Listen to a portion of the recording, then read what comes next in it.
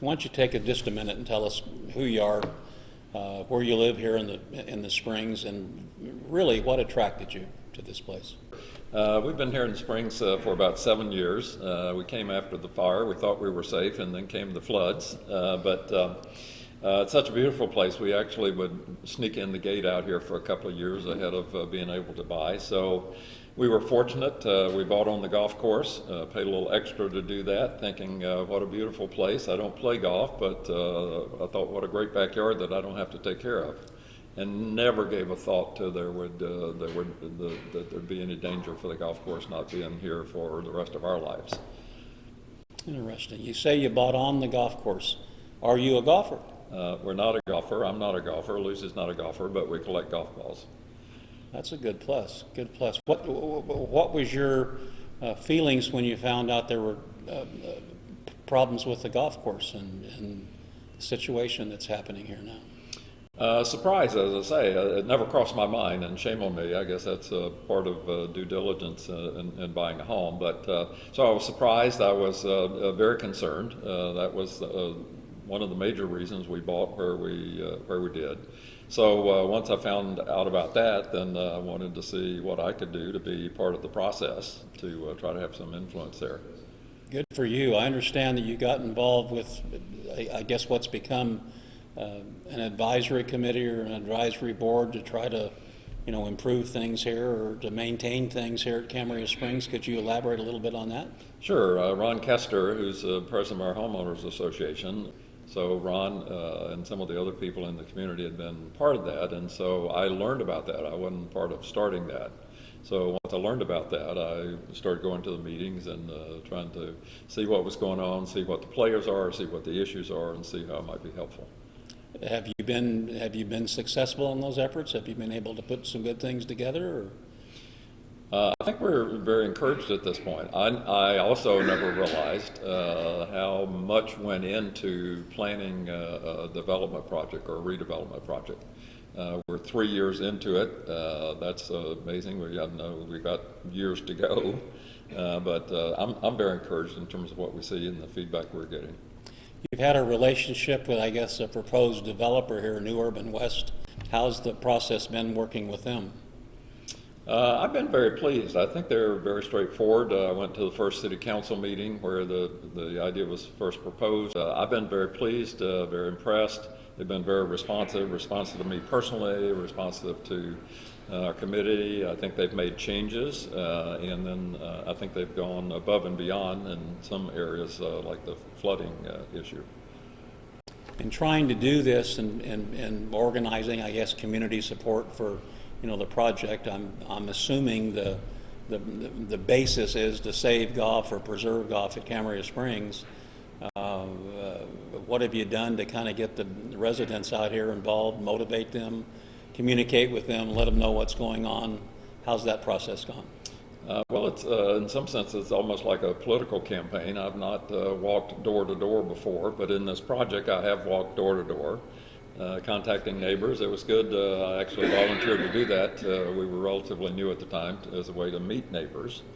And so again, selfishly from our perspective, the golf course is the most important part of this to me, but then intellectually and on behalf of the community, the flooding problems to be solved, I think is of greater value in terms of life and property.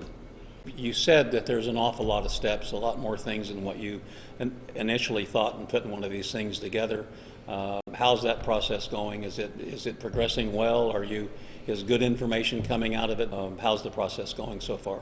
Well, I think there are a lot of unknowns. Right now we're in the middle of the EIR. I've always heard about EIR projects, and just imagine that there was a tremendous amount of work, cost tons of money. And so I think there's still a lot of uncertainty. People are concerned about traffic. People are concerned about property values. People are concerned about whether or not it's going to get approved. And if it doesn't get approved, as best I know, nobody's put up any alternative suggestion. There's been a lot of talk about the golf course is going to close. The golf course could close. Is that really a consideration? Could the golf course close? I hear things about, it's old and it may break and the pumps are bad and that sort of thing. So My personal frame of reference is let's exhaust all of the reasonable options, and so that's been a little bit of what I've tried to do is just kind of press people, are there any alternatives? And as best I can understand now, there are virtually no other alternatives, either for maintaining the golf course in its present state or redeveloping the golf course. That's my understanding as well. Knowing what you know about the plan going forward and what it could bring to the community if it was done the way that it's been proposed, do you see that as a positive thing? Oh, no, I think it's certainly positive. Again, we don't play golf, but as part of the plan, it's going to be a 12-hole, and then I understand it's going to be a 6-hole executive or fun course, and so that would be something I potentially could be interested in. I could see taking my grandkids over to do that, and then the whole idea of the restaurant. Yeah, it's all going to be, as I understand, brand new and fun and exciting, so yeah, we're excited about that. John, you mentioned the advisory board. Why is the advisory board important, and how does that impact the community out here, the residents out here? So to have people involved, I think that's obviously an important thing. My concern is that people like myself, people would expect me to be involved. I live on the golf course. I've got a lot of exposure, quote unquote. There are folks that live all along the golf course that have some concern about what it's going to be, but then there's also people on the golf course that presently are in a floodplain. And as part of this project could actually be taken out of the floodplain. So it's a natural for the local folks, quote unquote, to be involved. My concern is we're going to need more than the local folks to be involved in terms of supporting this with the city. In our political society, it's so easy for people to voice their opposition. I actually went to an opposition meeting. I appreciated the opportunity. They allowed me to speak. But at the end I said, so what's your alternative? And their comment back was, we don't need an alternative, we just want to stop this project. So my understanding is I've come to believe that this is our best chance to have a compromise, to have some housing development, and then that subsidizes the redevelopment of the golf course.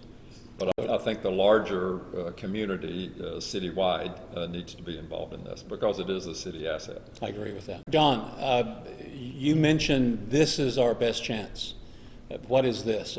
Could you expand on this? Are you referring to the plans that we've all put together?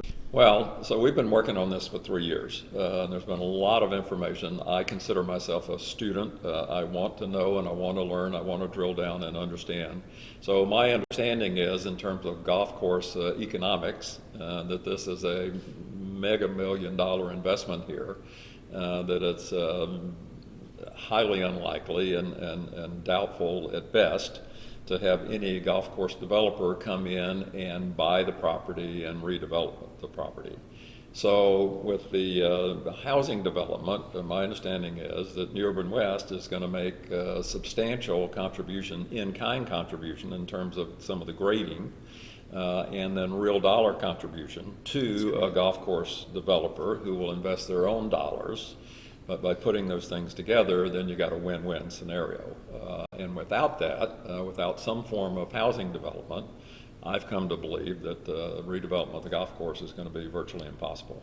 I would agree with that. Well, knowing what I know about the plans for the future, the golf club certainly has the potential of re-becoming the social center of the community as it once was. But thank you very much for your time. I appreciate what you've had to say. It's been very good information.